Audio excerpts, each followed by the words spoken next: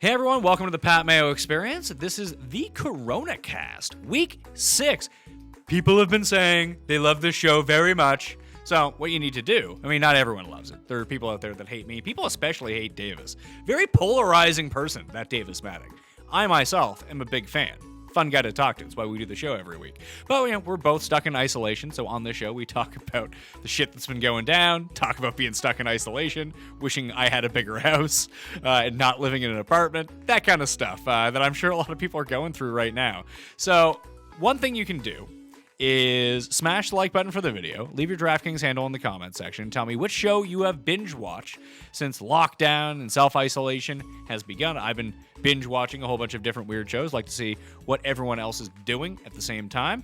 And please, spread around the word. If you enjoy the Coronacast, we've actually heard some really nice things back from people that if you could spread it around, not the virus, the show, don't be spreading the virus. Wear your mask, people. Stay at home. But if you do want to share it on Facebook, share it on Instagram, retweet it out, that would be highly beneficial for us, because downloads for podcasts, no matter who it is, the big ones, the small ones, they're just down across the board. Unless you're Davis, apparently, who says they're up. I don't believe him. He's fake news. Don't believe a word he says. It's like Teddy from Memento. Don't believe his lies.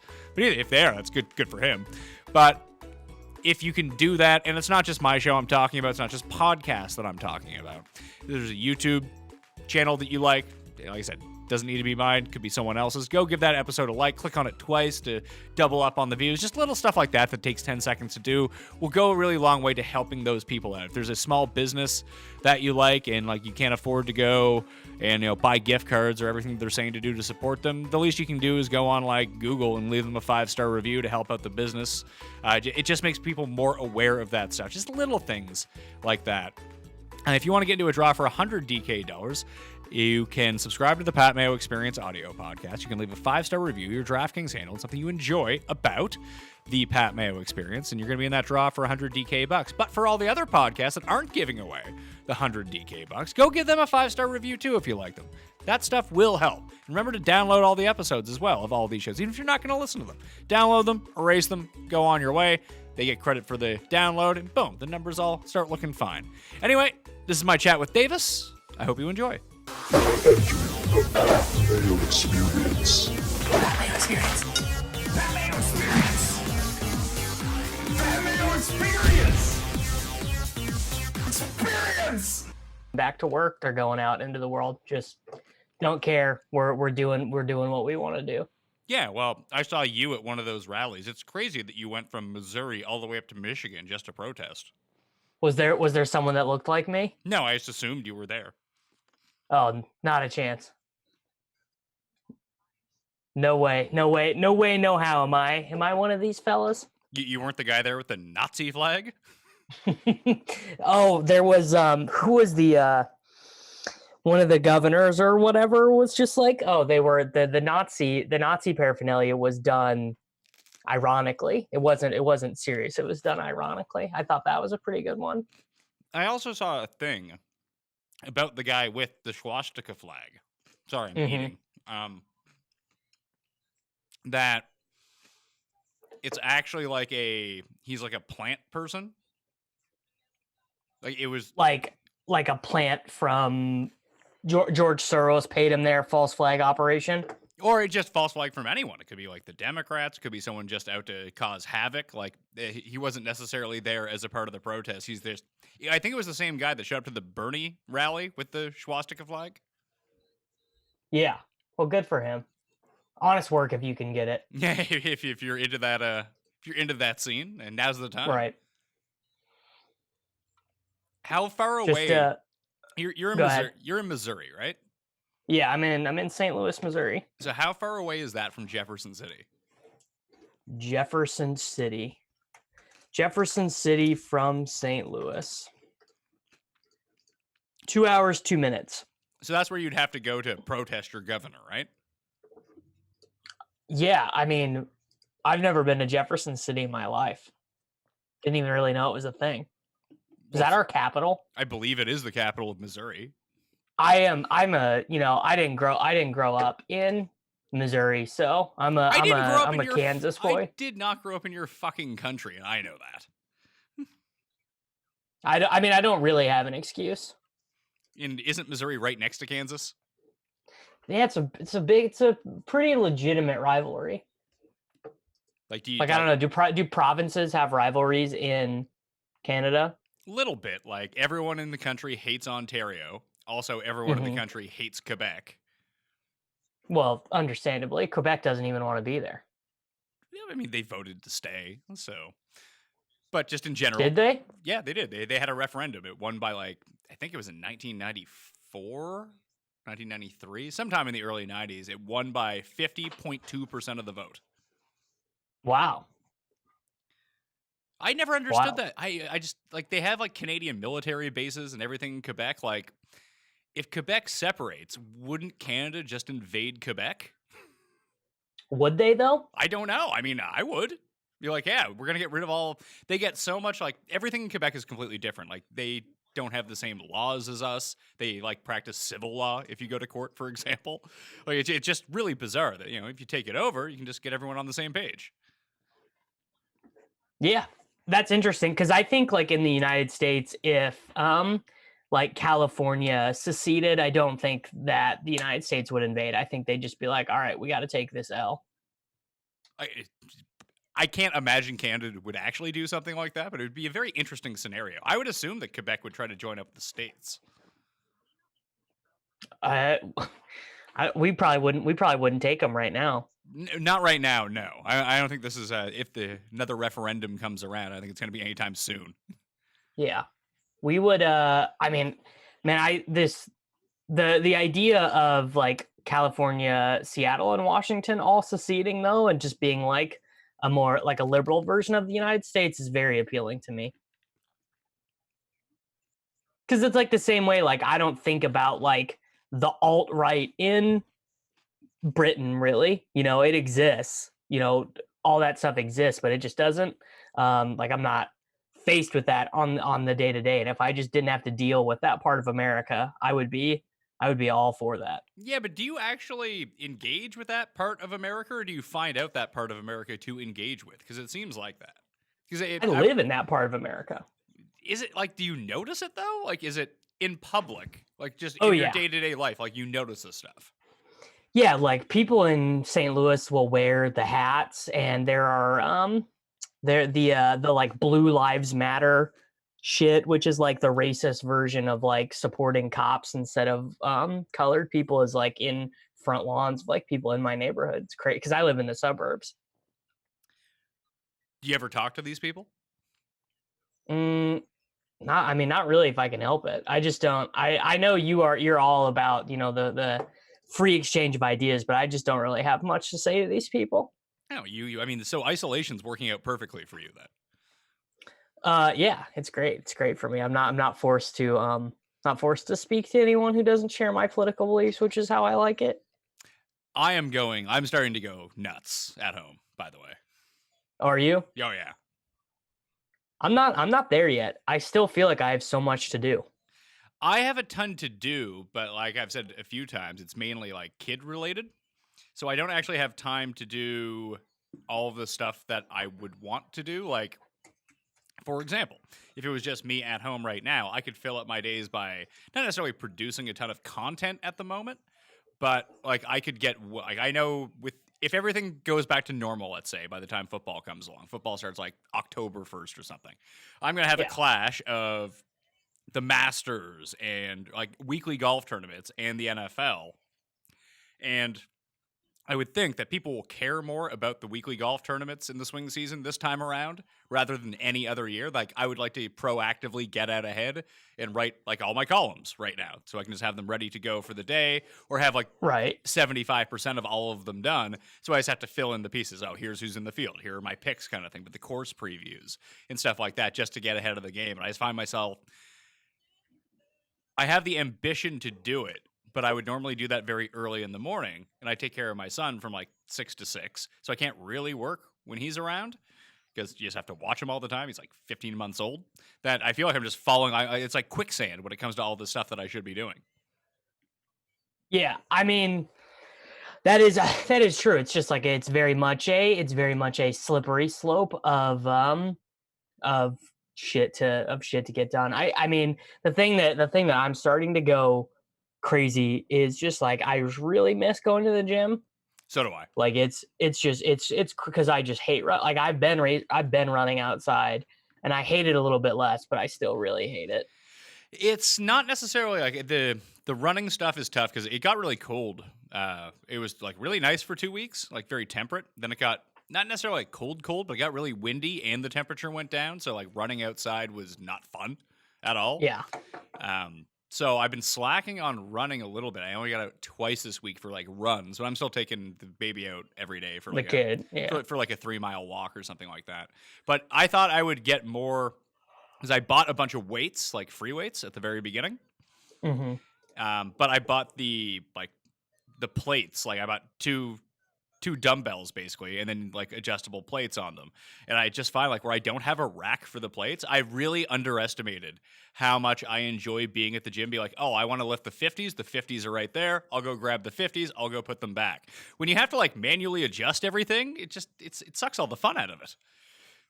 Yeah, I mean, the going to the gym is a whole thing. Like it's a time out of your day. It's a whole period, and you just don't get that because like going to the gym is like kind of like a meditative thing, but when you're doing it at home, it's not. It's just you're just doing it because you should be doing it. And I just find it's harder. Like it's less convenient for me to do it at home. Way harder. Yeah. Which just seems really weird. Yeah, way harder. I completely agree. Like I don't have a bench. So I'm using like an exercise ball. Yeah. But if I try to like weight up and do like a max lift with the 2 dumbbells, it's one way or another. Like if I'm on the exercise ball and using that as my bench, I can't lift as much because I'm using my entire body to like steady myself. Good to work. Stabilize. It's a good workout, but like I want to at least once a week see if I still hit my maxes kind of thing. Just so I don't lose everything by the time. Not that it really matters for one thing, but now the fact that I was in like I had done basically a 6-month like powerlifting program before all of this started. I think that's really helping me right now. Like I'm gaining weight, but I'm not gaining weight at the rate that I probably should be with the way that I'm exercising and eating. Like I probably should have already gained 15 pounds by now, and I've gained like 2, but I feel like a lot fatter. Like I feel like I'm losing all my muscle. Yeah, like because I haven't even ordered weights. All I have is 10-pound free weights. So there's just no way that I am like gaining any muscle mass at all during this. Even if I was just able to maintain or basically put off atrophy for a while and like not have the decline. So I'm trying. I'm going to have like bigger arms by the time this comes out of it because I have like the 25s on. Or I have the 210s on each side. So I have like the 240s. So I'm just going to keep that on there. I'm doing like shoulder presses and curls. That's about it. I mean, curls curls like actually like hurt my arm because I have like tendonitis really bad. Because you are weak. weak. Well, also because I'm weak. Yeah. So like I do curls, but it's just not even that. Just doesn't even feel productive to me. I was talking to a few friends over the last few days. Some of them are like you basically haven't gone anywhere, right? Since this started, like no stores, no nothing. Been to the grocery store once, like literally like the day of. This guy hadn't left his house in like over a month. I was like, ooh, that can't be good. Can't be good. Yeah. Can be fun. Just gotta feel weird. Yeah, and he's working like 14 hours a day every day, so I guess he's at least keeping his mind occupied. But what do you wish you would have, like, knowing where we're at now? And this is one of the things that we hit on a few episodes ago about like the retroactive analysis that people are doing. Like you spoke about that rally, like people are protesting for their freedom, but they're like, COVID is a hoax, but they're wearing a mask. But they're wearing masks. Like, yeah, it's the best. It's the best. I don't quite understand that part of it, but anyway, everyone can say, oh yeah, the coronavirus is going to be a big thing. But if you really thought it was going to be a big thing, you would have been like doomsday person getting all this shit together, and then no one really did that. Yeah, I mean, I wish I would have gotten like I wish that I would have gotten like a deep freeze for meat and stuff and got that set up in the basement. That's really about it though, in terms of like supplies. You wouldn't have That got I like wish. you wouldn't have got a workout set. Oh yeah, yeah, or maybe like I wish I would have gotten one of the N95 masks early, like before they started to be like $20,000. What do you need an N95 mask for? I can go because then I could go anywhere. I could go to the grocery store and not be scared, or I could resell it. Could have made a bunch. Could have profited a bunch. So you're looking to cash in on the virus. I mean, definitely, I am looking to cash in on the virus. I'm looking to cash in on everything. How's your hand washing these days? As thorough as it It- was 3 weeks ago? No, it's actually one of the things I wanted to talk to you about. Was I definitely still wash my hands, bathroom, whatever, but certainly not as strenuous and as often. I stopped using as much Purell because that was like Right. legitimately destroying my hands.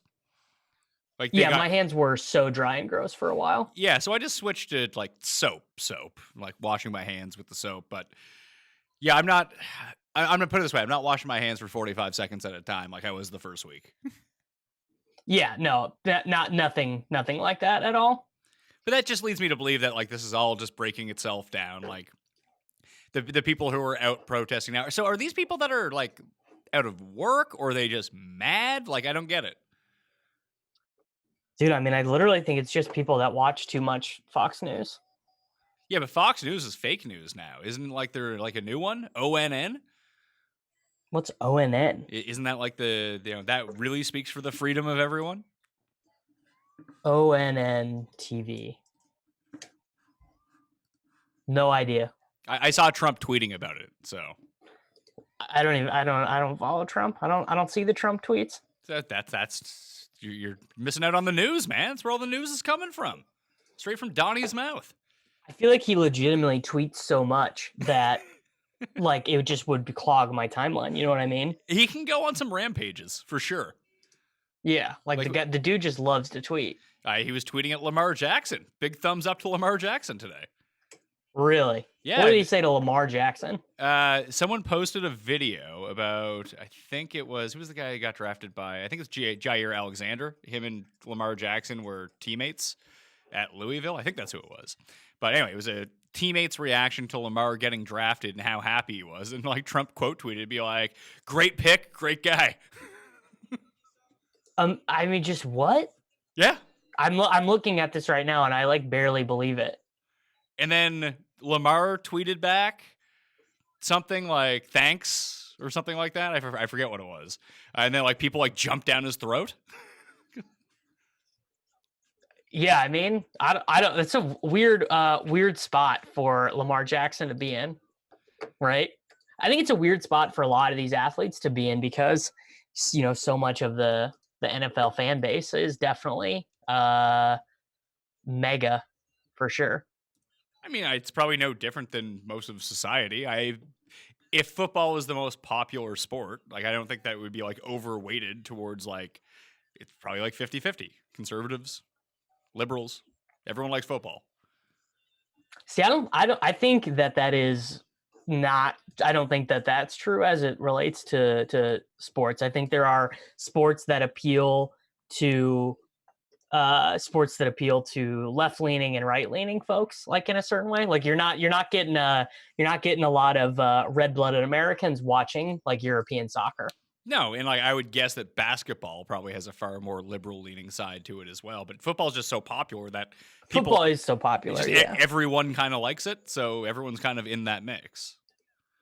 that is. I would say that's probably likely true. Yeah, like it's going to be a more representative sample than basketball or soccer or whatever, or like bull riding, right? Probably not a libs super into bull riding or pro bass fishing. Yeah, or NASCAR, for example. Or NASCAR, yeah. Golf.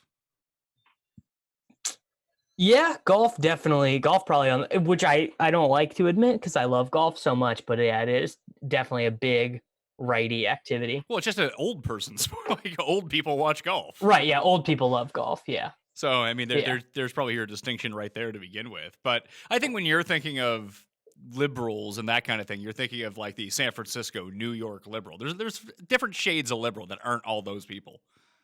Yeah. Well, I mean, yeah, I'm not one of these San Francisco. I'm not one of I'm not like I do not align with the limousine liberals. That's not what I like. But So- yeah, you're right that's what most people think of when they think of Democrats. Yeah, like I wouldn't watch football. I'm going to a Broadway show. Like Ugh. that's a very like minuscule part of the population. Yeah. Ugh. But those are 100% of the people who make choices for the Democratic Party. Oh yeah, for sure.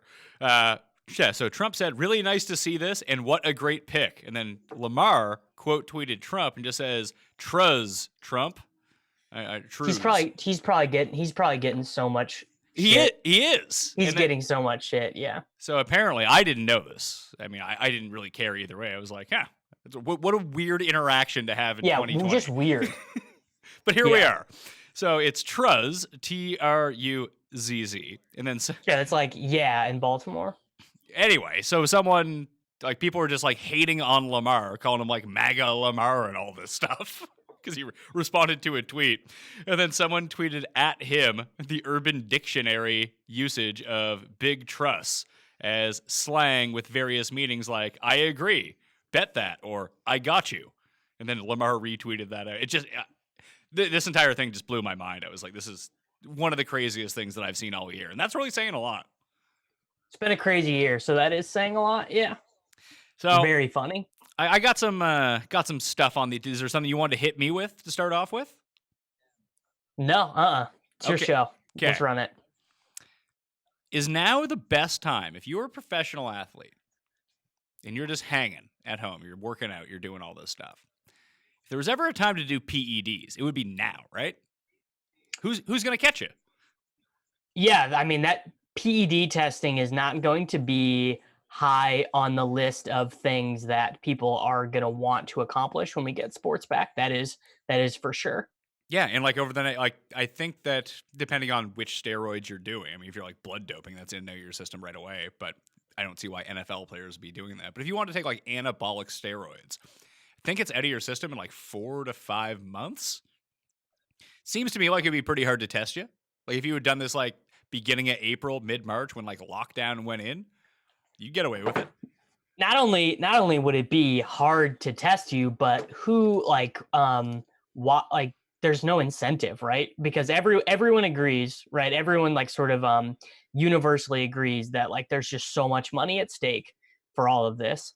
And like I don't think the leagues are going to want to go in that direction. I think it's unlikely that they even take a hardline stance of wanting to test.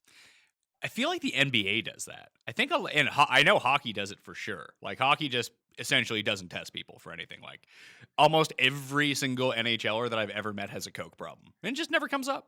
Like the only NHLer I can ever remember getting busted for PEDs was Brian Berard at the Olympics, because it was the Olympics and they were just randomly testing people. But like, isn't it weird that these are professional athletes and you have sports like cycling where people are using PEDs, but in the NBA and the NHL, no one's ever been caught really? Besides like Rashard Lewis. I have heard that not PEDs but just like drugs are a big problem with NHL players. The NBA, so what the NBA does is once you are tested 3 times in a year, you can't be tested again. I think it's for 4. the CBA. I think it's 4 times. Yeah. And then I believe that the rule is also no PED testing in the playoffs. Okay, that makes more sense. Because for the longest time, people excused it away by, well, why would basketball players need to get really jacked? Like, it's a very fundamental misunderstanding about like what steroids and PEDs would actually do for you. Like, you can make them do whatever you want. Yeah, I mean, there has long been accusations that that one Mr. LeBron James is interested in PEDs, and also there was a lot of speculation that Kobe was doing some sketchy stuff with blood doping that people wouldn't talk about now. Well, I know that he got that like German platelet knee surgery. Yeah, the German knee stuff. But that's like only not allowed in the US, so I don't think that's really PEDs, is it? Like that's literally taking your own plasma and injecting it back into yourself. Yeah, it feels like something that should just be allowed. Yeah. You know what I mean? Absolutely. Like, but the LeBron thing is weird. Like, does that mean LeBron was on PEDs when he was like 13? Because when I saw him in high school, like, you can see why he has the body type that he does now. He was jacked when he was 16. I think as far as I understand what people think is that it started when he went to Miami, and people think that Wade also gets steroid stuff done for his knees. I hadn't heard of any of this, by the way. This is all news to me. I mean, I'm not saying that I don't think I believe. Well, I mean, if you told me that LeBron James takes some sort of steroid just to like keep his body fresh and able to be as competitive as he is, I wouldn't be that surprised. I also am not someone who would feel sanctimonious about it, right? Like, what do I care? What do I care if this guy does steroids? You know what I mean? I've never really cared about steroids either, but I do understand that there are people that don't want to take them. So that would be where if everyone in the NFL, like the NFL just doesn't give a shit about steroids. They're like, yeah, you probably do need them if you're going to play in the NFL, so go nuts. Right. It's a 4-game suspension. Again, another sport where people don't really get caught for steroids all that much. It feels like once a year someone gets suspended for steroids, basically. Yeah. And if you had to take an educated guess on how many players in the NFL are actually on steroids, like what would you set the over? If I set the over under at 25.5% of all players, would you take the over or under? I'd take the over because there's so many bottom of the roster guys that is going to impact. Like, there are so many second string offensive linemen and stuff that are just like so much more likely to, and those guys are really incentivized to, not be injured and play through injury and stuff. Yeah, for sure. Have you heard of any speakeasies opening yet? The only knowledge I have of that was seeing a couple like poker players that I follow on Twitter talk about it, like who knows where one is or whatever, which I hadn't even thought about that concept until I had heard that. But I mean, yeah, of course that's going on. Like, that's got like somewhere for people to congregate and go drink that is not an officially licensed place of business. Yeah, that has to exist. Yeah, I know there's one by me. I'm not going. I have no interest in going, but if I wanted to, I could go to a speakeasy. There's a speakeasy gym by me too. That I would be like, I really, really, really don't want to die of a preventable illness, but I really, really miss going to the gym. That I would feel like the gym would be the single worst place you could go. Like, just the worst place to go. Yeah, you are going to get the coronavirus. If one person has it, everyone has it. The whole gym's going to get, because and like the showers, it's just the gym is a nightmare situation for corona. It's just the gym is a pretty nightmare situation to begin with in terms of germs flying everywhere. Germs, yeah. Because people don't do a good job. I will say, right before the lockdown came, I was at the gym like 2 or 3 days before. And I've never seen people do a better job of wiping down their machines. Cleaning the machines. Yeah. And like, I'm guilty of not wiping down like the benches at all times too. Like, everyone kind of is. Except for like have you ever seen like the police guy at the gym? Like, he's always like jacked, but not super jacked. He's real into the gym, and he's big on calling people out for like, you didn't put back your weight on the rack. Like that guy. I legit think at my most recent gym, I have never spoken a word to anyone other than the front desk people. I think I worked out at this gym probably minimum 5 days a week for 6 months, and I think I actually never spoke to anybody. I try not to speak to anyone at the gym, but there's always like one or two of these guys every few days. Like, I do know that guy though. Like, I know the guy you're talking about. Yeah, it's like, calm down, man. Like, it's gonna be okay. The only person that I actually have spoke to, I think, at the gym randomly in the past like year, I was working out next to Wilson Cruz, who is on Star Trek Discovery. He was on My So-Called Life. I told him I was a big fan. That was about it. He's real jacked. If I saw some like random, like if like one of the St. Louis Blues was working out at my gym or something, I would for sure talk to them. So I get that. And well, I didn't try to be intrusive. Just say, hey, big fan. Because I know that they shoot Star Trek Discovery in town. So I assumed that he was filming season 3. I've only ever intruded on a public figure once in public, and it was because the opportunity was just too good to pass up. Who was it? It was Travis Kelce out at dinner, actually, on my girlfriend's birthday. Actually, legitimately, this is tomorrow. It's going to be the 3-year anniversary of seeing Travis Kelce at a dinner, because it's my girlfriend's birthday tomorrow. Oh, wish her a happy birthday for me. I will do that for you. My birthday was earlier this week. Yeah. That was fun. How was your quarantine birthday? What, did you even do anything? No, I ordered steak from Ruth's Chris Steakhouse. Oh man, I'm gonna treat dude, myself. come on, that's a pretty good birthday. Like, honestly, Yeah, I mean, we probably wouldn't have went there. I really wanted to get Mexican food, but because my birthday was on Easter Monday, so there was a bunch of stuff that was closed. I don't know if that's closed because it was Easter Monday or because it's just closed. Because when I tried to bring it up on Uber Eats tonight, it wasn't there. But I was like, I want to get some Mexican. I like this Mexican place. Let's do that. And it just randomly gone. I was like, well, what do I want now? You prefer Uber Eats to Postmates? I don't know if we have something called DoorDash here. Do you guys have that? Yeah, we have that.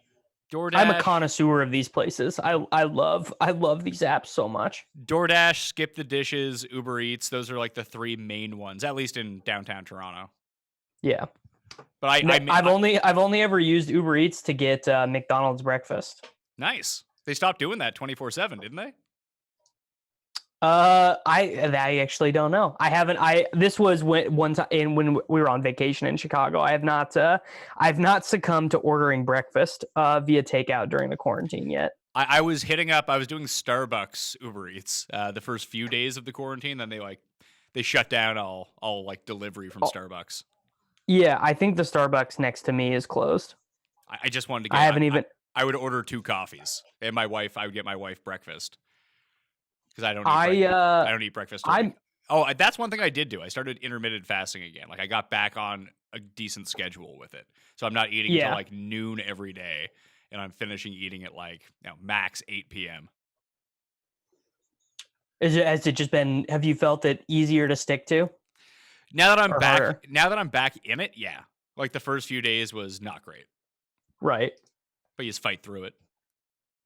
Drink water. Yeah, that's actually funny. Is like maybe the first week or so I got back into it, and then I think the second weekend of quarantine, I just got like whether it be a cold or it was a flu or something, but I just felt like horrible for one weekend of quarantine right at the beginning, and I was just like, I'm gonna drink a Pedialyte or whatever in the morning, and I have not gone back to it yet since then. Maybe this is the push that I needed to get back to intermittent fasting, was this podcast. And I've just been trying to track what I'm eating a lot better. Like, I'm really trying to, besides my birthday was kind of a write-off. But I think that when you're doing intermittent fasting, like, I think 5 days on, 2 days off is fine. Like, doing it every day, like, you're going to make yourself go nuts. So that's not appealing. There's enough things in the world making you go nuts right now. Yeah, I mean, I honestly think that coming and talking to you every single week resets like my pH level on everything. Oh, this is like my reset button for sure. I totally agree. Yeah, it makes me feel. I hope when people listen to this, it makes them feel better as well. Yeah. Oh, this is okay. This is something I want to talk to you about. I saw a couple people put it out on Twitter that like creating content is hard right now, and that clicks are down. And I know that from looking at my stuff, that is not the case, that both per episode and, just in total, my episodes are doing better than normal. I think, though, that a lot of like normal sports podcasts, like I bet like the BS report is just like really trailing off in downloads compared to where it would normally be. Mine are, for sure. Yeah. Probably honestly getting the Pat Mayo bump for some of these episodes, I would think. Maybe this episode actually does. The 2 shows that have remained relatively, I mean, this is a new show, obviously, but this one is actually doing better than I would have expected it to do and like, YouTube's one thing. I mainly kind of look at the audio downloads for everything, because that's where the majority of people who consume my show are, but the most vocal people are the people that watch the videos. It's really bizarre. But that's just a very small, I'd say five. Well, I get that, because if you're searching out the video, that means you really like it, and it's not just there in your podcatching app. Not true though, because all the shows that like there are shows that are on YouTube that do a video version and an audio version of their show, and I always listen to the audio version. Well, yeah, I don't watch that much on YouTube, but we've talked about this before. Like, podcasts are just a way better medium, really. If I gave this up, stuff. if I gave up video, which would be just a huge detriment to my career, but if I did that and I just did audio, I think I could do like 7 hours of podcasting a day. I get like for the longest time, I never understood how like people like Colin Cowherd could have a 3-hour radio show. But I get it now. I could do this. Yeah, I could do 5 hours of sports talk radio a day if that was really my job, and if I was getting paid enough, I could do that. I don't think that would be what I would want to do. I would try to break it. Like, I've been thinking about starting a new podcast series outside of the Pat Mayo Experience, just starting a new feed with new stuff that's not sports related. But like I said, my priority list is really sunk. This would have been a really good time to kind of map all that out, but hasn't really gone that way. But no, the Jeff and Tim shows continue to do really well audio wise, like they always do. This one does really well, but like I'm missing so much of my content is out first compared to everyone else's, so there is a cachet to that. So I get a lot of downloads because, hey, my waiver wire show is the first waiver wire show that you can download every single week. My golf pick show is the first golf pick show you can download every single week. So now that there are no sports, and that was a big reason that people came, like, not like like fans of the Pat Mayo Experience and like your show, they're gonna be fans. They're gonna download. They're gonna listen. Like I have 3 or 4 podcasts like that myself that like I never miss them. Like I really like them. I never miss them. Even now, like I'll find time to listen to them. But I have like a periphery 15 podcasts that I still download, but maybe sometimes that I listen to sometimes and don't listen to all the time. Yeah. Those ones have gone by the wayside, basically. Like I like listening to the Ringer NBA show, for example. Just it's my way of keeping up with like news in the NBA. I think it's a well-produced podcast. I like it, but like I haven't listened to a second of it since basketball went away. And I know that they're doing shows. Yeah, so one of those for me is the Dunked On basketball podcast, the Nate Duncan NBA show. I have not listened to that. I feel like I'm running really hot though. One of my favorite podcasts ever that just stopped doing episodes for a while, but I just kept it in my feed because I loved it so much. It came back, and I saw it in my podcast feed, and I was so pumped about it. And I think that one of the co-hosts of that show is going to come on this show, which Aaron Lammer, who's been on the show before, but it was just that. So that was something cool that came out of quarantine. I was just very excited for that. That's awesome. Good get for a guest, and good get for your ears. Yeah, good. Just very, very good. Because I just want to hear more podcasts that are not specifically about sports now, because so much of my day job, is around sports, obviously, and now that fantasy is not, smashing me in the face every single day, and I don't need to stay as in tune with like the news cycle, I have more time for podcasts about other stuff. Did you bink a League of Legends tournament? 5K to first, baby. Solo win, which does not happen that often in League of Legends. Yes, I did. Congratulations. How do you even know who to pick?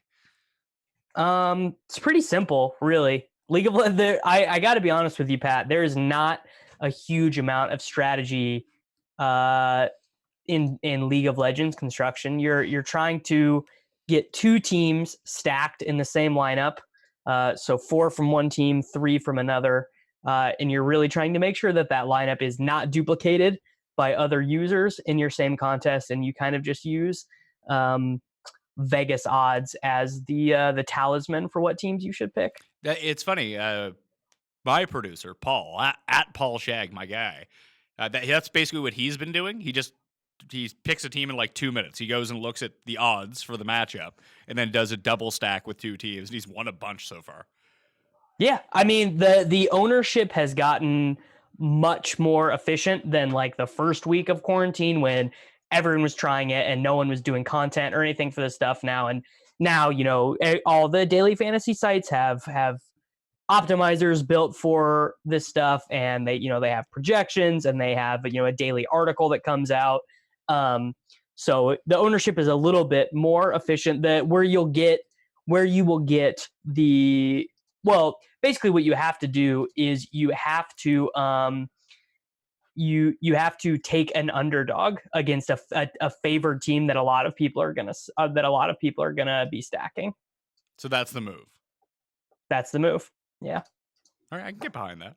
I mean, I'm probably never going to play it. I'm too busy playing in the DraftKings Madden Sims contests. Are you enjoying that? Are those fun for you? No. I fucking hate them, man. It's the worst. Yeah, I have not played yet. No, the contests themselves are fine. Like, they're all free contests, but I follow they sent out a thing. They were like, "Hey, Pat, would you want to do commentary on some of these games? Because we're going to be running the games. We're going to be running contests." I know that they're doing a bunch of games. They only have so many people. I was like, "Sure, Cust and I will do it." I did one, and just like I just can't take it seriously. I just can't. Yeah, I mean, I love video games. I don't mind watching people play video games. The reason that I can't get that serious about the stuff is that you can't play like real money contests. So what's the point? Well, that's the weird thing. So essentially, Tim and I have been trying out different styles of commentary for each one of them without telling anyone.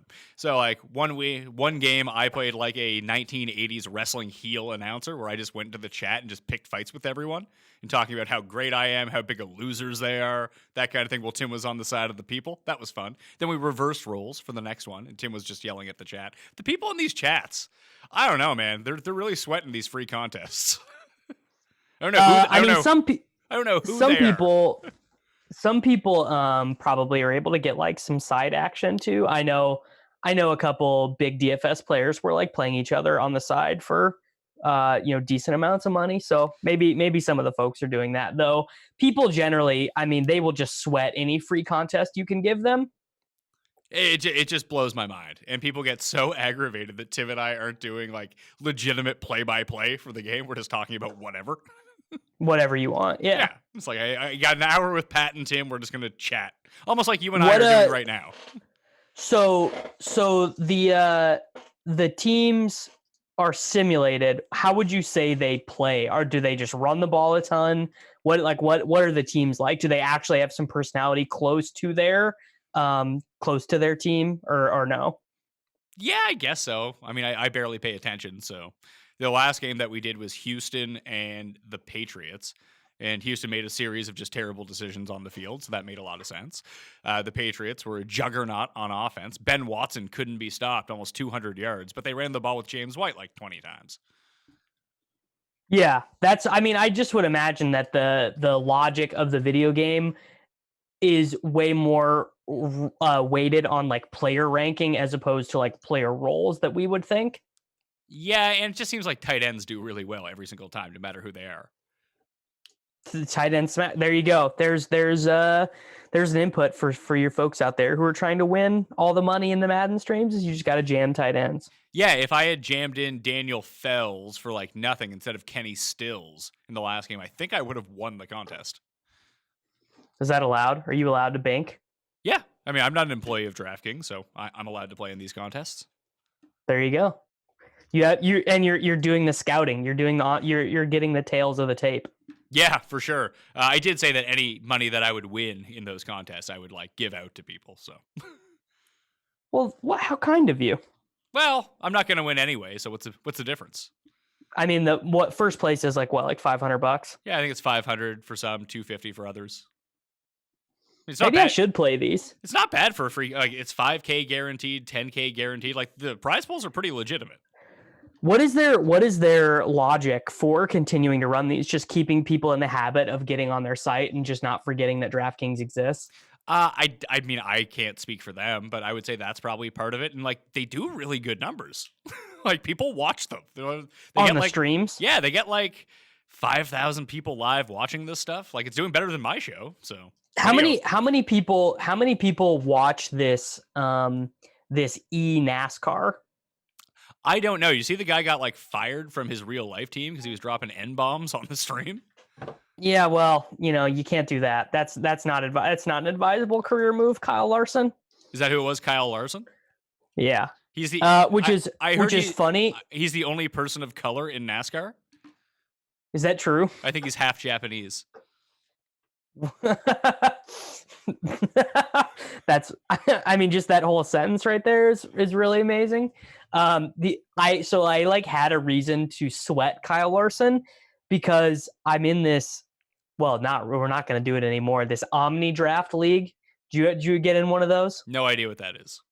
So it's like fantasy sports, but for teams, and you draft teams and you accumulate points based off of how they do. And NASCAR is in there, and tennis is in there and everything. And Kyle Larson was the guy that I selected. So that's just why I even knew his name. He was my NASCAR representative that I had on my team. I mean, I don't want to broadly generalize NASCAR, but the people if you don't want to, I will. Like the people who were stunned by this probably need to give their head a shake. Yeah, I would imagine Kyle Larson's. Let's just say I'd imagine Kyle Larson's fans will forgive him from this probably. Yeah, like he's off his team now. Do you really like he's? I mean, I don't know anything about NASCAR, but I do know the name, not because of this, because like he's good. Like he's good, yeah. He will not remain unemployed for long. He won't unless like NASCAR can just be like, you can't compete, right? Yeah, but they're not going to do that. Didn't Tony Stewart kill a guy? Did he? Tony Stewart killed a guy. That happened. Was he allowed to race still? Yes. Tony Stewart killed a guy. Like on purpose? Yes. Like first degree murder? Yes. Tony Stewart did run over a fellow driver who was killed, but please know the whole story. So to me, that just reads like, yes, he drove over someone else. I mean, I don't know this story. You're just telling it to me. I would be hard pressed to believe he did it on purpose. No, I mean, it was like in the event of a race. Like, what are you supposed to do at that point, though? I don't know, but like you're going pretty fucking fast. So I think, okay, I think the reason why it was questionable was that it was like not in a NASCAR event, and it was maybe in like an off series event. I don't know. I mean, some people are yelling, right? We always say this when we don't really know what we're talking about. Like people are yelling at their phones right now. So if this isn't the story, whatever. But I do know that Tony Stewart did kill a man with his car and was still racing NASCARs after that. Okay. Do you have any favorite fake accounts on Twitter? Like, I mean, my accounts? least favorite one is Rex Chapman, which I think we talked about before. No, we haven't. So he gets retweeted into my timeline a lot. It's just like, dude, is he a parody? Anyone who retweet? No. He's not a parody account, though. That's like a real person, isn't it? No, he's a real person. I think ESPN wrote a story about him. But yeah, no, just like, don't retweet Rex Chapman, and that should be obvious, right? He does not do anything. He is, like fuck Jerry, or, just a stupid meme account. That's all he is. There's nothing that goes into it. Yeah, it's like the fat Jewish on Instagram and Twitter. They just exactly. They repurpose other people's jokes. Yes, literally that is all. It's just, and it's like great, like fun. If you want to follow Rex Chapman because you like to see the funny videos, cat video. Yeah, like if you want to see that, like whatever. I kind of think that makes you a simpleton, but far be it from me to take joy away from someone in this time of world history. But just like, you don't retweet it, and that should just be obvious. I would like to say, I don't think you're a simpleton if you follow some of these accounts. Davis, some people use social media not the way that you and I use it. Like, you seem to use it for far more insidious things about getting triggered all the time. But other people, like my wife, her social media is just like cat videos. And she enjoys going on. That's all my girlfriend's is too. She enjoys like people's babies, cat videos. Like, she doesn't get mad when she goes on social media. Look, I'm looking at my Twitter right now. I'm trying to see the last time I got mad at somebody. You were getting mad earlier today. I roasted I did roast this guy who tries to reply to all my tweets pretty good earlier, so I'm feeling good about that one. I didn't get mad. I just was saying how that like literally some of the stupidest people in world history have to be the people who go to the quarantine rally with masks on. Are they doing Like that? just think about it. Like, I mean, maybe it's not the ironic swastika. Maybe it's the ironic mask. Maybe that's the move. No, I just these people are so mixed up, man. It's absolutely bizarre, and I don't get it. I just don't get it. Well, one of the reasons I wanted to bring that up is, I mean, back to parody accounts for a second before I forget it. 3-Year Letterman is one of my favorite follows on Twitter, like by far. That one's pretty funny. I mean, I don't follow it. I wouldn't retweet it, but it is funny. Oh, I don't retweet it either, but I do follow it just so I can see the replies on it. It just, the amount of people who get so mad at everything. I mean, that he that's says. funny, right? That guy does a public service because he exposes rubes. Yes, and it's all just the worst type of people too. Yeah, like rube exposure is funny to me, so I have no problem with 3-Year Letterman. And I mean, obviously Barry's the best. Barry McCockner. Yeah, whatever. He's been on fire. He's been on fire over the last week. I think it's from his I think his account always gets suspended, so he just starts a new one. But he had one. Doesn't he only have like one good opinion that Michael Jordan was overrated and that all his other takes are terrible? I know. I don't follow any of these accounts, so I only see them very secondhand. I only know him as a parody account, so I actually have no idea what his actual opinions are. But it was the Glazer thing when Glazer had the news earlier this week, and he changed his account to Jay Glazer. It's like Jets signed Kaepernick. People lost. Oh yeah, and people, I did see that got like picked up. Yeah, like people bought it, which is hilarious.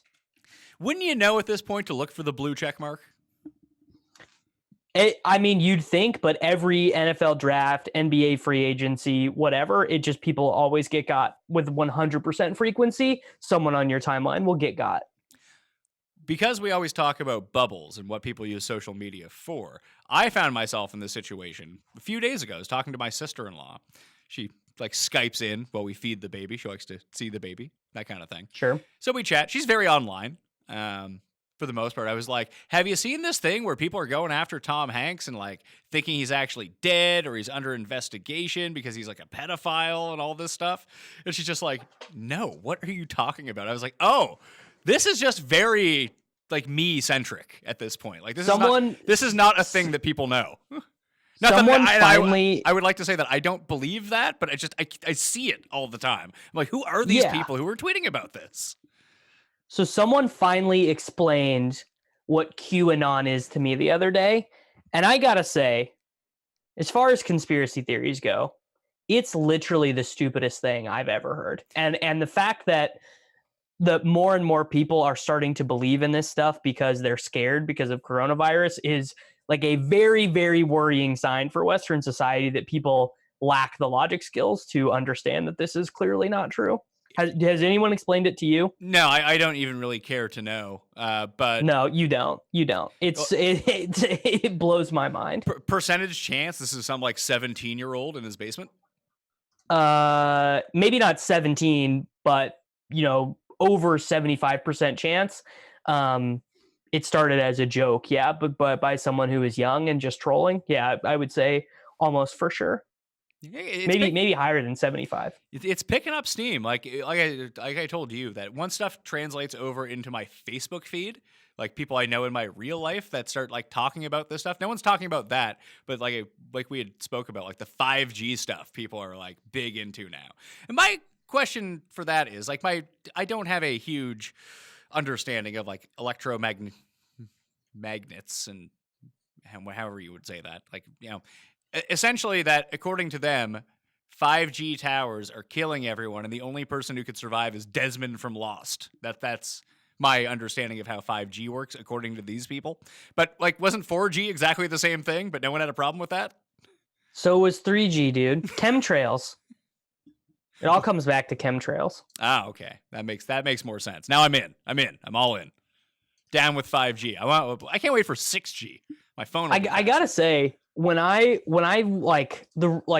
reached the age of realizing that like basically no conspiracy theories are true, and that people just believe in them because they don't, like, they're just scared about how powerless they are. That was a really depressing like age, like moment to reach in terms of like understanding of the world. Like that was because I like liked conspiracy theories as like a kid and stuff in high school. So it bums me out to not be able to believe in any conspiracy theories. Well, you can believe in all the conspiracy theories that you want. Like sometimes they're fun to go down the rabbit hole and like read all the stuff and like, oh, that's kind of compelling. I can see that. Like I get that part of it. But having it affect your real life is kind of crazy. Like you say, like there's people who are scared. That's like there's a few like different people who are a part of like the conspiracy bubble. There's the scared people and they're like, oh my God, like the world is going to end. Like, look at this kind of thing.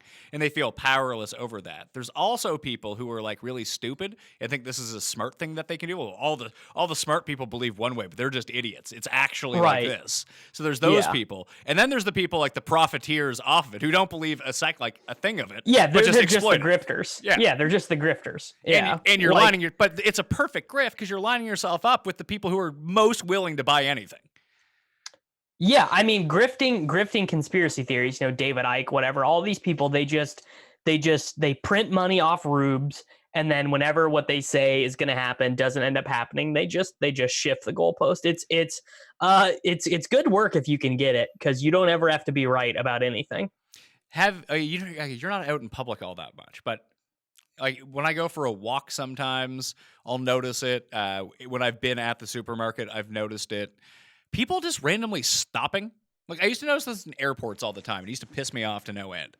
That I'd be walking to my gate or whatever. I walk with purpose. Most places that I go, I know where I want to go. Even if I don't know where I'm going and I need to like recollect myself to figure out where I'm going, I tend to walk over to the side.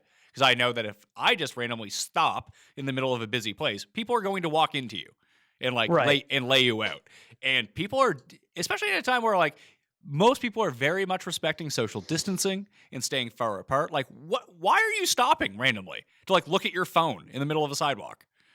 Yeah, I don't live. I do see people, but I don't live anywhere populated enough to see that happening. It's just, I can see it being insanely tilting though. Oh, it's just bizarre behavior.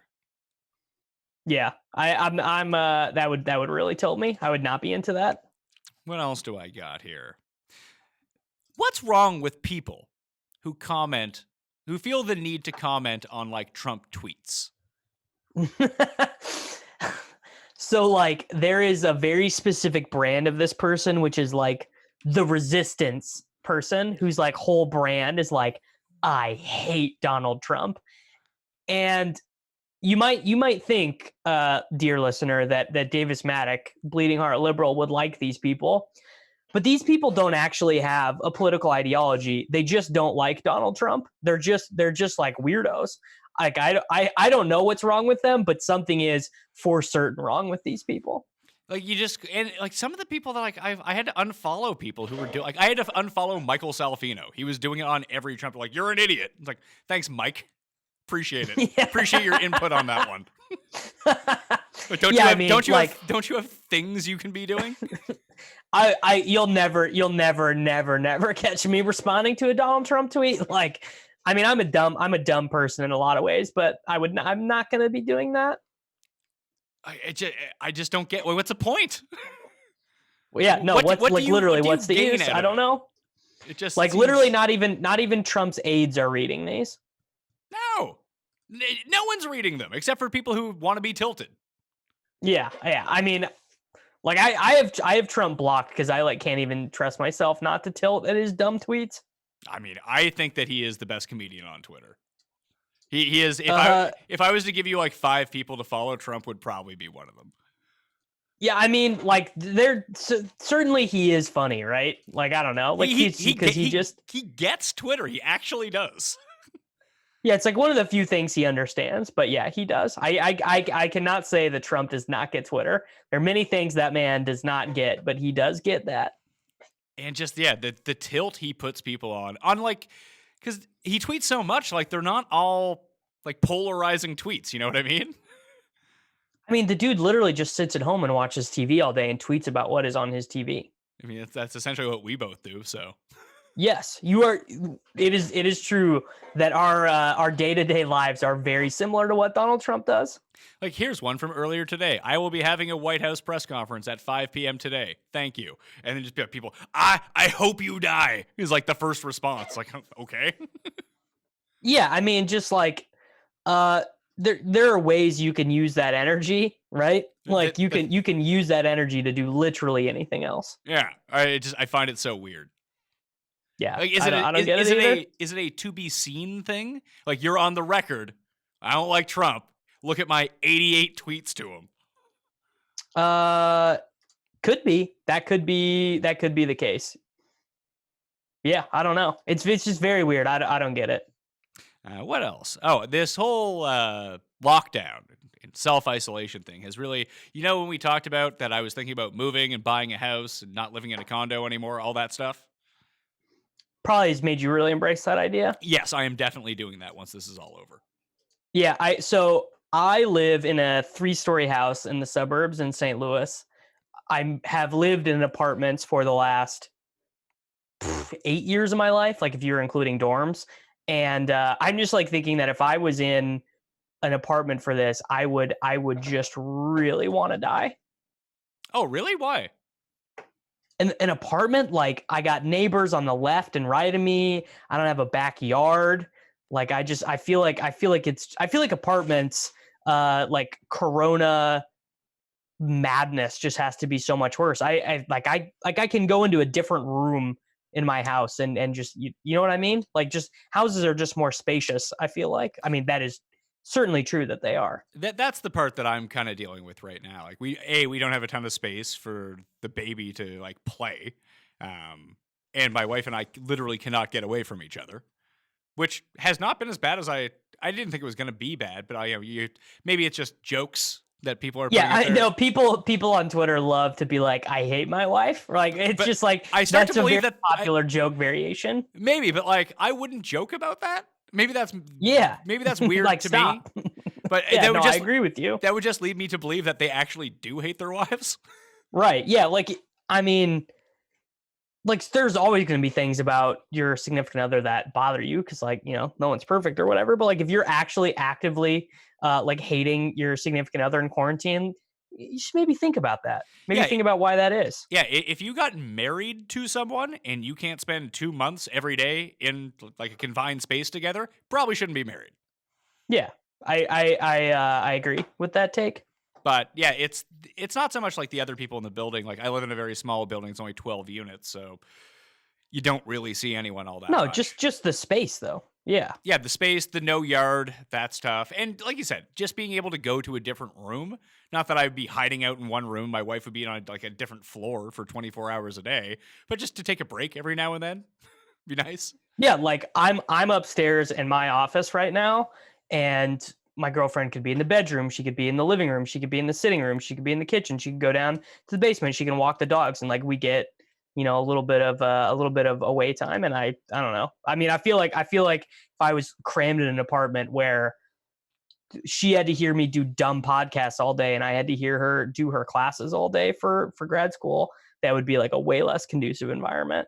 I think it's hilarious that you live in the suburbs in like a 3-story house. Because I'm a fake liberal. I don't own this house though, to be clear. I just rent it.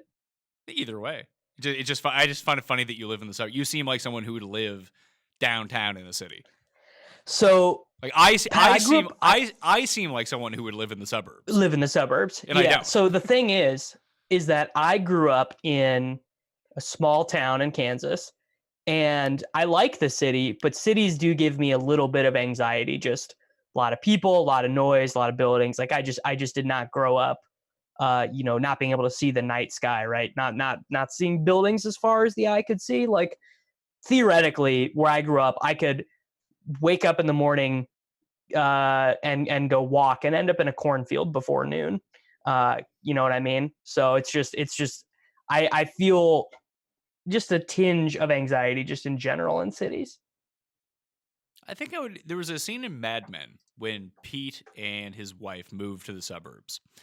that he said he really missed the night noises from the city. I think I would miss that if I moved outside of a city. Yeah, I mean, there's very specific, and especially if you live high up, the noises you get are very interesting in cities. So Yeah, I think that you just get accustomed to that. And I've lived on because I live on the first floor now of our place, but we had lived on the 47th floor of the place we were at before this. So it's I've got both ends of the sounds. Like when you're up high, you hear a lot of sirens. A lot of sirens. At my girlfriend's family's place in Chicago, you can hear the street performers that playing the saxophone down on the street, which I always thought was really interesting. Neat. But that's something that carries. But yes, I want to buy a house after this, which means I can no longer live in Toronto, so I have to find somewhere else Rest to live. in peace. Yeah, I'll be gone. It's funny. I looked at it the other day. I had a Facebook memory pop up that it's been over 11 years now since I've lived in Toronto. 11 years. Yeah. And you're ready to go back to Nova Scotia. I don't think I'm ready to go back to Nova Scotia. I just think that fiscally makes the most sense of if I was still going out every night and going to bars and really taking advantage of the city like I did in my late 20s, I would never move. Yeah. But right. I'm not doing that. I'm paying the fun tax to live in a city when I can have no fun. Yeah, you're paying a fun tax to hang out with your baby on the couch. Yeah, I can do that a lot of places. Yeah, I mean, maybe you'll miss, whatever your favorite Indian food takeout place is, but there are substitutions for that for sure. That is always going to be the biggest thing. The food scene when you leave any even when I lived in New York, New York is better than Toronto for food, but it's at least somewhat comparable because you have every ethnicity of food that you could ever want. You have different variations of that, different regions of that country you can go get. When I move back to Halifax, it'll be oh yeah, there's an Indian food place, a chain place or something. Well, if it makes you feel any better, independent restaurants are probably going the way of the dodo. Literally every day that we stay under quarantine and lockdown, more independent restaurants are going to die. That makes me sad. Makes me very sad. I love independent restaurants. I've been trying to get takeout or carry out or whatever from local restaurants, two nights a week or so, and just trying to avoid Chipotle, Domino's, whatever. Well, I think this is going to be a lesson for a lot of people, especially business owners. That I never understood the appeal of owning a restaurant or bar to begin with. It seems like a really horrible way to invest your money. No, you're just coin flipping to go broke. Yeah, it's so much overhead. The profit margins are so thin to begin with that if anything like this ever happened, you'd be done. And now it's happening. But even in the best of times, you're probably not going to make a lot of money. That if you're going to open a small business, and I guess it depends on what you do, but I've been able to keep my business afloat through this entire time because I have very low overhead. My overhead is basically me, equipment, and me.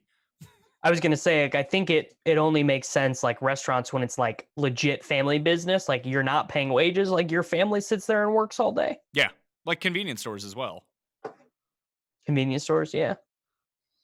So I got I got 3 topics here. We can do one before we go. Okay. I have no idea how long this has been. I assume over an hour already. Over an hour, yeah. All right, so three topics. You let me read the topics, and maybe we can hit on all of them. Maybe there's one you want to hammer down on. We'll find out. We can save some, too. One is the idea, because I was thinking about this over Easter. I haven't gone to an Easter service in ages, basically since I left home. But I used to go with my grandmother and my mother all the time. I grew up Catholic. I got confirmed Catholic, so I'm no stranger to going to Mass, put it that way. But when I see...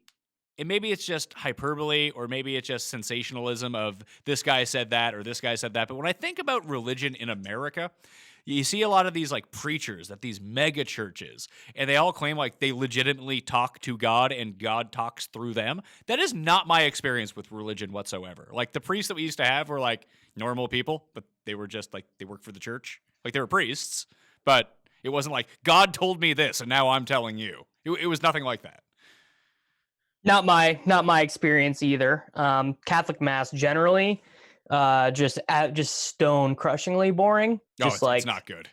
it's because I mean, I'm not even opposed to the idea of like church or religious assembly or whatever, because I would like to go and I'd like to think about, what it means to be alive, what my existence means. And Catholic Church is just, I mean, you there's not been an original thought said in a Catholic Church in 1,000 years, Um, but yeah, I think mega churches are not the primary experience, but maybe it is. I don't know. I've never been to one. You see, I don't know, but just you hear about them all the time. That if you didn't know, you would think that you don't hear about people going down to the like local church on a Sunday at 11 a.m. going to mass and going home. Like that's not headline news. You know what I mean?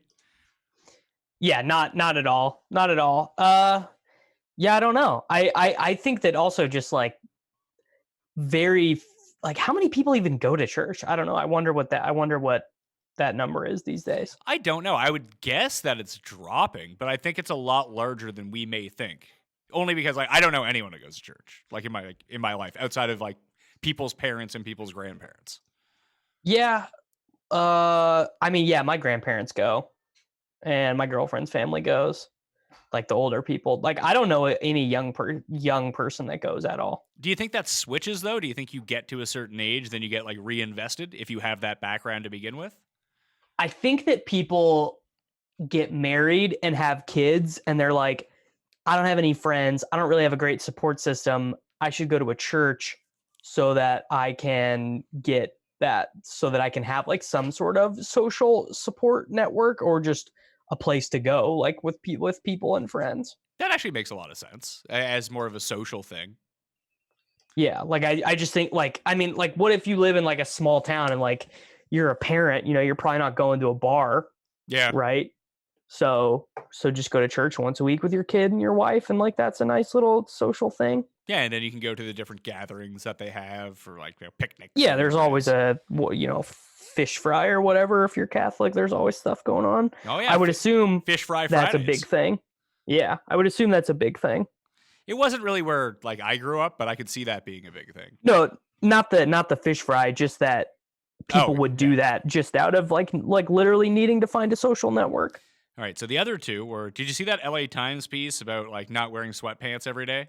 And then the dude just got dunked on like that. I think it felt good for everyone to come together and cancel someone over like something frivolous again. Did you see how he was dressed? Yeah, it was the most insane thing ever. Like if people are talking about like Tom Hanks and like all these other people around kids, I wouldn't let that guy around a kid. Yeah, that was, yeah. I wonder if that guy's account is still up or if he just deleted it. He probably should have deleted it at that point. It works as a satire article really, really well, but that is not what it was. No, he was serious about it. I don't actually even necessarily disagree with his points. Every day that I've put on like real pants and not sweatpants and taken a shower in the morning, like I've had a much more productive day. Sure. Yeah, that makes sense. Yeah, like basically. I mean, it makes sense, but just don't write the article, dude. Yeah, I think that's pretty logical. People can figure that out on their own. Correct. They're not oblivious to that point to begin with, although you might think that they aren't. Walking around all day in what you sleep in, you can see how that would kill your productivity. The other one was the protester stuff. So you have the idiots out there that are wearing the masks. I mean, maybe they're not the idiots because they actually are wearing the mask, but they think that the disease is a hoax, that kind of thing. So you have the people protesting, but then you have, and I think this relates to the people that like respond to Trump tweets, being like, well, they shouldn't get any care if they get coronavirus. Like those people, like that's crazy talk. Like, what are you talking about? And these why? I totally agree. Why should they? They are foregoing the right. Are they? Yeah. If your whole take is everyone's being stupid, this isn't a big deal, we need to reopen the economy, and you're gonna go out of your house and make it worse for everyone else, like tough shit. No, that's not how doctors work, by the way. You are 100%. So you know what? That's not the way it works. If someone comes in with a heroin overdose, oh, I'm sorry, you shouldn't have been doing heroin. Tough break. I mean, they're not waiving their right to. They're not saying heroin is a hoax. Heroin overdoses are a hoax. No, but they're actively doing something that's going to be bad for you. It's like if I we both smoke. We go in. Oh, it turns out we have lung cancer. Well, you shouldn't have smoked. Sorry. You knew it was bad. I think it's different. That's not how hospitals work. So what you are saying is true. Like, never in a million years would they be like, sir, were you one of the protesters? Oh, we can't treat you. But I do think but we know that would never happen. But you're basically just wishing people are going to die, which is I'm wishing that people would have consequences for their actions. Sure, but that consequence could be death in this situation that we're talking about. And the same people, like, if I had said that, if I'm a right-wing person and I say that, right? The people that would get the most upset about it would be these people who are wishing the death on these people. It's true. It is not a balanced position, but I'm fine holding this position and being like, those people are making that choice. They're making the choice, but like you said, some of these people are scared. Not only are they making the choice, they're being like, this thing literally can't hurt me. It's not, put it this way, it's not my stance, but I think you should have some empathy. You could argue that I should have some empathy. I don't, though. I'm not even going to argue. I'm just telling you that you should, and you just don't. That is true. I don't have any empathy for it. And this goes for anyone listening to this. If you are like, man, I don't really think the coronavirus is real, so I'm going to go live my life normally and not be afraid. I'm going to go lick a toilet seat. So that's the other thing. Like, I don't feel empathy for that person either. I do. It's some idiot who's 21. As we spoke about the very first show that we did together, if I was 21 and this was going on, I'd probably be one of those idiots in Florida. I wouldn't be, because I value self-preservation too highly. I would just think that nothing would hurt me. That is definitely, but I mean, what is the excuse of someone who's 56 and going to a coronavirus rally? That they just held that mentality forever. Like, people change, some people don't. Yeah, I guess. I don't know. It just seems, you were right that I would not have any empathy for those people if they got sick and died from that choice. And I would. I'd feel You're bad. a nicer person than me, Pat. Which probably was not always the case. Like I said, I would have been the can't hurt me, let's go party. Right. Maybe I will get a little bit kinder as I age. But again, you read the news that you read. If you only read the news that presumably those people read, then you would think it's not bad for you. If that was I don't your even know if view. that's true. Like, even Fox News is saying, like, this is bad, right? I don't watch Fox News. I don't know. Yeah, so I don't know what happening. they're saying. I saw they had like Dr. Oz and Dr. Phil on talking about stuff. Like, okay. They should get Dr. Cust on. We get Tim a job. Like even Trump says, like, this is bad. Like, this can kill you, right? I think so. Yeah, so then what are these people protesting against if even Trump is like, you probably shouldn't die of this, guys? I don't know. I really don't get the logic behind it. I assume it's like people who are like out of business now and or they're about to be out of business. So that's what I assumed too. But then when they interview these people, it's not people saying my business, my small. It's these people saying, like, they're just talking about liberty. They're not talking about like the consequences for their lives. They're talking about liberty. You know what I mean? A lot of people slinging around that Ben Franklin quote this week. Which one? If you give up your right to whatever. I forget what it is. Yeah, I mean, it's just, I don't care. But yeah. I think that we've talked about this in the past, that we envision this coming, and like, I'm uncomfortable with telling people all the time, like, I don't feel like anyone is telling me I have to stay at home. I feel like I'm choosing to stay at home. Maybe I'm brainwashed. I don't know. But it's not like affecting me in that big of a way. I can stay at home. Like, it's not that big of a deal for me.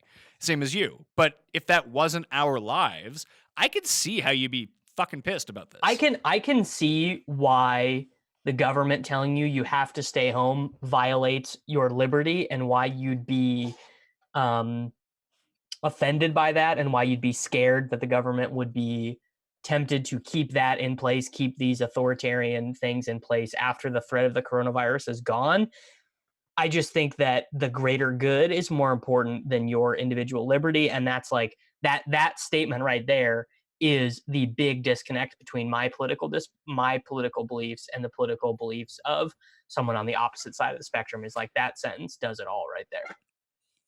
A little bit, sure, but it does feel like most people, regardless of political affiliation, like you're only seeing like the worst people with all of this stuff. And that's hard to put in context sometimes. Like when you hear the people interviewed at these rallies, they're like the reporters are only talking to the craziest fucking people there.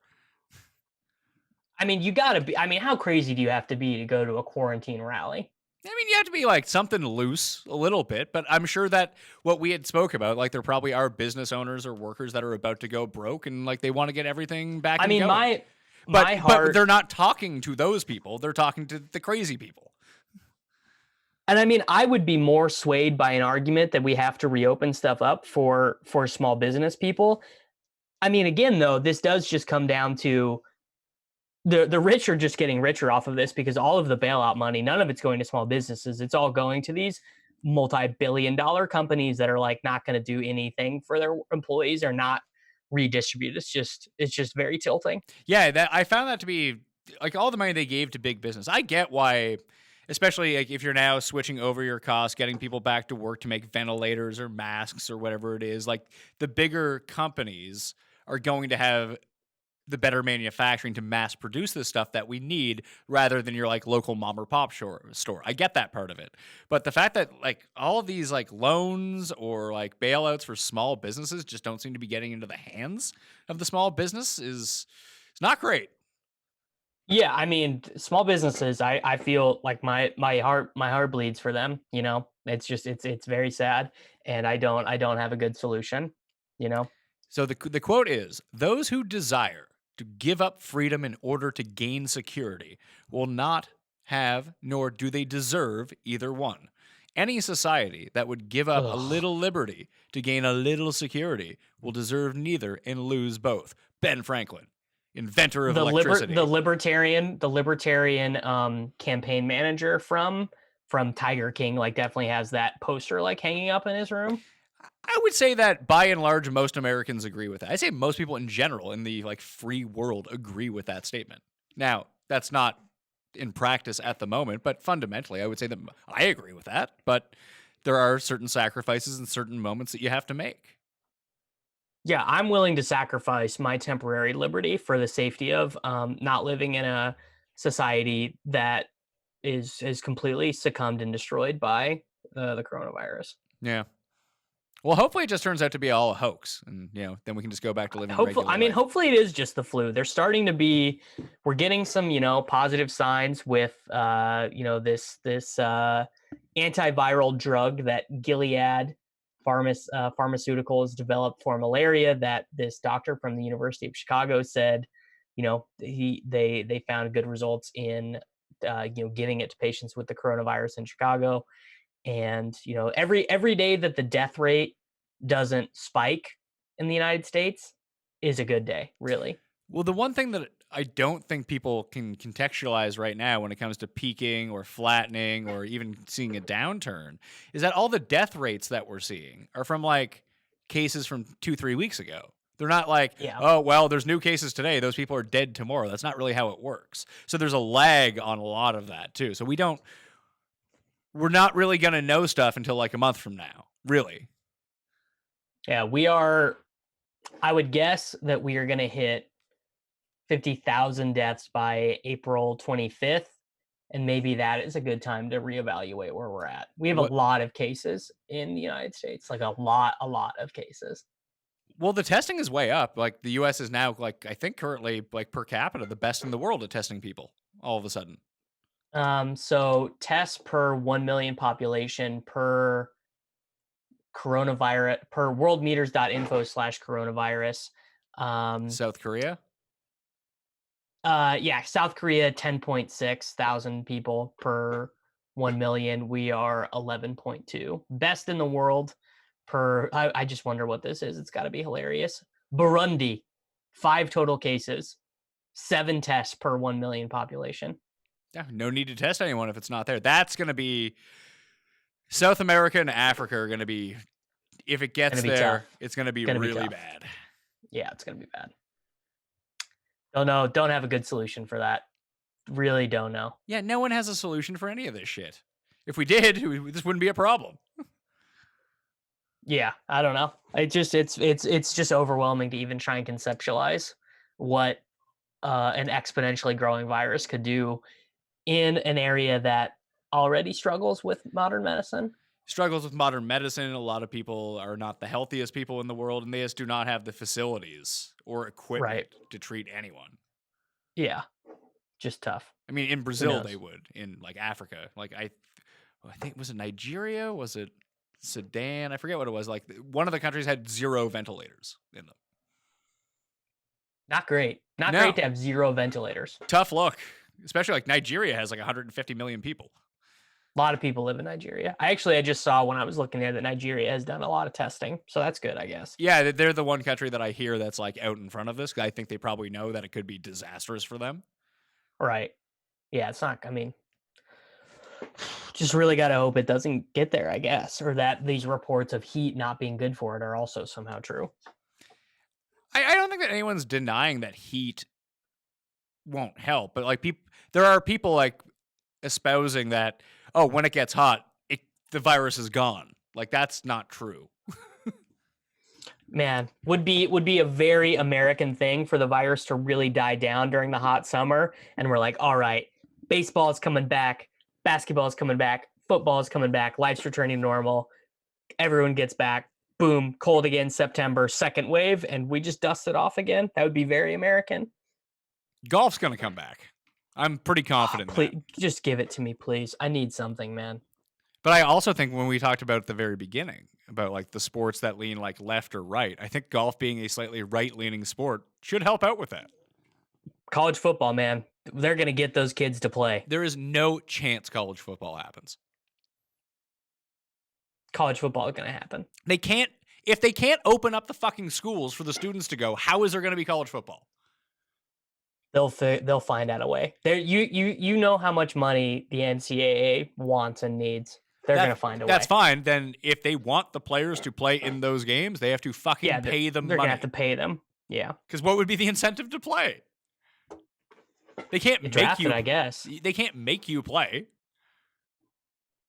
It's true, they can't. But I don't. I just feel I feel like they are so incentivized to make the kids play. I just don't think that they can make the kids play. They might not be able to. I don't know. And like they would maybe this is the straw that breaks the camel's back in terms of paying players. I mean, so like, you know, when we have big worldwide tragedies and stuff just gets weird, that's like a big change happens when stuff gets weird, because why not? You know, it's just a time for new things to get implemented. So would not be a surprising time for amateurism to end, at least as it pertains to football and basketball. Which it should. Of course it should. I've even seen a lot of the college basketball, or not a lot of them, but like a few people are just going to the G League. Say, fuck it, I'll get paid. Yeah, like I think so the G League like increased how much money the maximum salary is for 1 year. So it's like $500,000 now is a max salary in the G League. So yeah, I mean, if I was a kid, I'd do that for sure. Yeah, was it Brandon Jennings? He went like overseas and played instead of going to NCAA? Yeah, he went to Italy, and LaMelo went and played in Australia. New Zealand for a team that Bales and CSU own a part of. What? Yeah. I didn't know that. It might not have been for their team, but they own a team they are part owners of a team in the New Zealand Basketball League. Man, must be nice to have Bales and Pete money. Must be nice. Must be nice. Wish I had that. Just got to grind more League of Legends contests. I'm just going to start a GoFundMe. People can just give me money. I want to be as rich as these guys and buy a New Zealand basketball team. There you go. People would contribute. I don't think I would feel good about taking a Kickstarter for that. Probably not. No. All right. That's all I got. All right. There we go, man. We did it. Feeling good? Where's your panic meter this week? Still pretty high, because I have no faith in the leadership at the federal level in the United States. I feel more confident in state governments. I think a lot of state governments have done just a fantastic job, but very, very, very low trust levels of anyone at any level of the federal government to do their job. I did read today that some of the states are going to start working together, as if Yeah. like that's just insane that it's come down to that. I'm still at like a 1. I'm not still very panicked about this. I think Yeah, I'm like a 9. I think things are trending towards the better.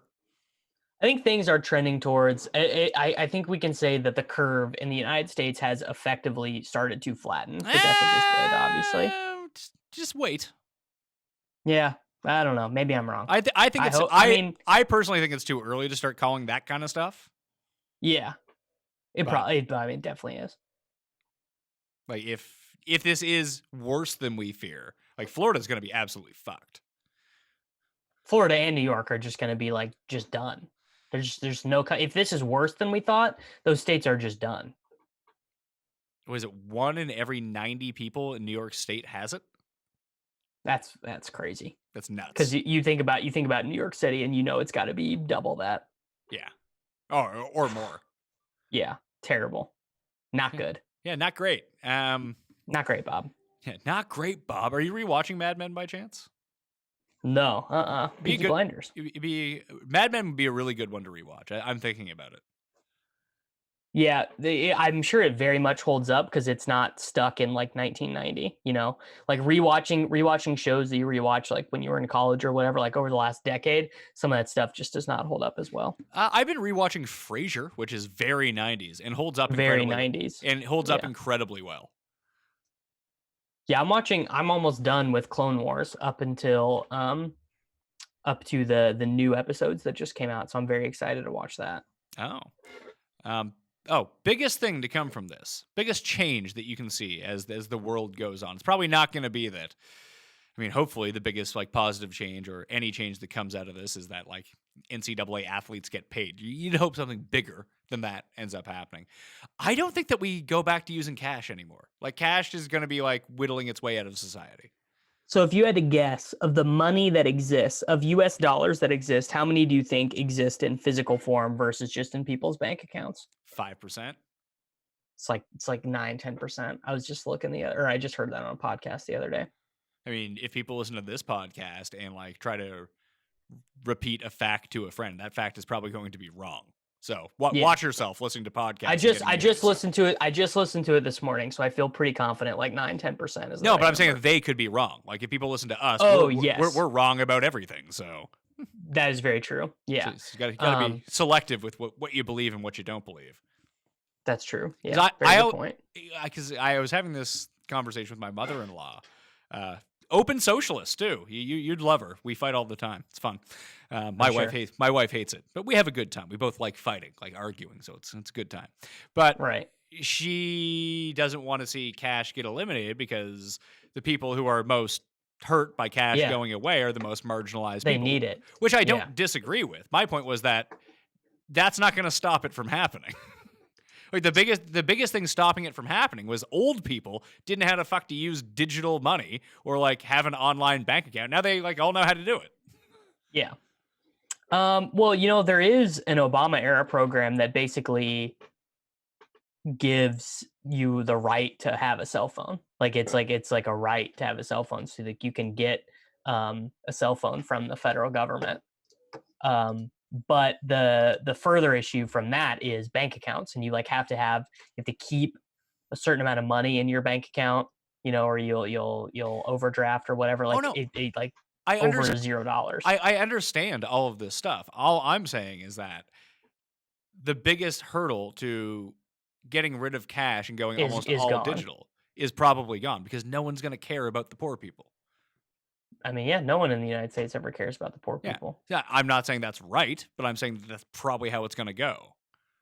Yeah, I mean, just marginalized people's needs just don't swing elections on a grand scale. No, and it will be fairly common. Like, it won't just be an American thing. Like, I could see us doing it here. I could see a lot of Europe doing it. It makes transactions easier for people who have the equipment for it. Makes Bitcoin a little bit less crazy, bud. Well, that was my final question on that. It's like, what does that do to Bitcoin? I mean, just the more and more that people move online and that their brains move into being perpetually online, the more intrinsic value a Bitcoin has, in my opinion. Oh, it's up to. Should have bought some Bitcoin on that dip right when the first day of the pandemic. I did buy some. What was it down to? It was down to $5,000. It's back up to 7,200. Yeah, it got down to like 3,800 on some exchanges because people were exiting so much. Really? Crazy. Yeah, on BitMEX. I still don't. I mean, we've talked about this a bunch of times. I still don't even understand it. So until I can properly understand it, I have a tough time believing most of society is going to get behind it. It's just a big chain of recorded transactions so that you don't have to trust whoever you're sending money to, and whoever you are sending money to doesn't have to trust you. And why can't I just do this with like regular money? Because then you have to trust the government and you have to trust the banks. See, now you sound like those people protesting outside the governor's house. I mean, I don't trust the government and I don't trust the banks, but I certainly do not trust the people protesting outside of the governor's house. I mean, just look at all these all these crypto people. I don't trust them, by the way. Oh, I don't trust them either. Don't even crypto people. No one understands the coronavirus less than these crypto people. They're all morons. So, where's the trust? Exactly. Don't trust anyone. You don't have to. That's the beauty of it. We might have to get some Mayo coin on the go. Start selling that. See if I can make it worth more than a man's coin. Tough tree to bark up there. I mean, how much are man's coins worth now? I'd have to ask Pete. I have to ask the man himself. I don't know. Probably a lot, right? $1,000? Seems unlikely, but maybe. It would be hilarious if that was true. That'd be awesome. Yeah. All right, man. Stay safe for a week. Talk to you next week. Good talking to you. All right. Oh, NFL draft. You pumped? Very pumped. Yeah, very excited. Dallas is going to take a linebacker, and it's just going to be a waste of a day. Middle linebackers? Take them all. It's just going to suck. But I am looking forward to it a lot right now. Have you made any prop bets? Oh, tons. I don't have anything better to do with my time. I haven't made any yet. I'm gonna do a props bet show. I'm gonna record it Tuesday evening for Wednesday. And I think that's what I'm gonna get in. Any like ones that stick out to you right now? So my favorite one is Jeff Okudah to go exactly as the third overall pick. You're basically just saying Detroit neither the Dolphins nor the Chargers trade up past number 2. And you just get to take Jeff Okudah. So, learning from Andercast, Jeff refuses to say anything bad about Justin Herbert because Tim said he thinks he's going to be his quarterback. Yeah, well, Tim said all this bad stuff about Sam Darnold, and then Sam Darnold ended up being the Jets' quarterback, and he's like, "I never said that," although we have video evidence of him saying it and how he really wanted Baker Mayfield, or Josh Rosen. But so Jeff won't fall into the trap, but it's really funny hearing him defend Justin Herbert. It's one of my favorite things. I wish Jeff luck with his new franchise quarterback. I don't see it. I would go for Tua. Why not? Well, they can't. The only way they can do it is if they work out a better deal with Detroit than Miami does. I think Miami's going to take Herbert. That would be wild. You can get good odds on that on the DK Sportsbook. It's like plus 160.